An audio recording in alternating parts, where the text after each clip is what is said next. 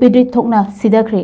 MLA कुंथ्रा माथोय PU सना लेबाक ओंथोके हाइकिबा लुचिंग बदुना चाही तरे मखाई लुचिंग लंबदा मणिपुर बुकारी ओहेलमनबगे हाइना ओक्रम इबोबिना फोंदोखरे हाइंगांग ब्लॉक कांग्रेस कमिटी न सिंधुना ngasi हाइंगांग मयाई लेकाइदा MP डॉक्टर अंगोमचा बिमोल अमसुंग CLP लीडर ओक्रम इबोबिगा मियांगगी मरक्ता पांगथोकिबा इंटरेक्शन प्रोग्राम दा सरुक यारजुना हानगी चीफ मिनिस्टर ओक्रम इबोबिना हाई कुमजा लिसिंग अनिगा तरा तरेता MLA कुनगा माथोय खक काखिबा अदुगा कांग्रेस न MLA कुनगा निपान काखिबा मतमदा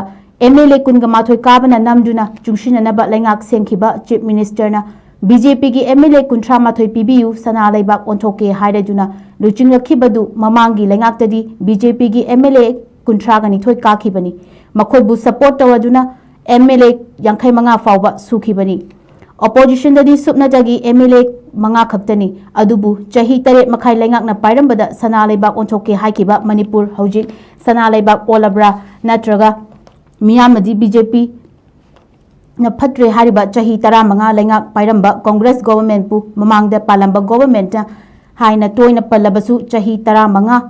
लेंगाक अदुगी BJP न पाइरकला मतमदा मियामने हेना वारे मणिपुर की फाइनेंशियल कंडीशन टोटली कोलैप्स ओइरे थांगजोम मनोरमा मिहात का मतमदा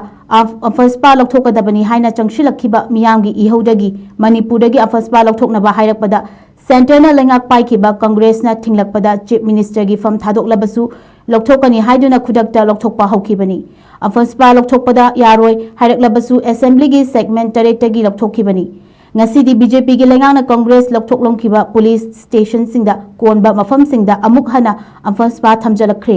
मरमसिना BJP की लेंगाक अमुक हंजलकलबदी मणिपुर पुंबदा अफस्पा अमुक हना थोकलरो हाइबसी तंबंगमदे हाइखी महाकना मखा ताना हाई डेमोक्रेसी असिगी मपुदी मियामना खनबा मिहुतना लेंगाकपनी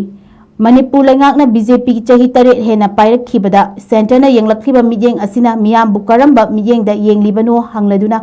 ममांगदा लेरंबा BJP ना लुचिंगबा लेंगाक अदुगी काउंसिल ऑफ मिनिस्टर अमसुंग MLA सिंग मखोयगी पार्टी की प्राइम मिनिस्टर अमुक्ता उनजगे मखोंग सोक्चगे हाइना चयोल अमा हेना ngaibada unahalakhidaba haibasi miyamna thagat khiba mihut singbu ikaiba piba natte miyambu hanthana yengbani haina su phongdokhi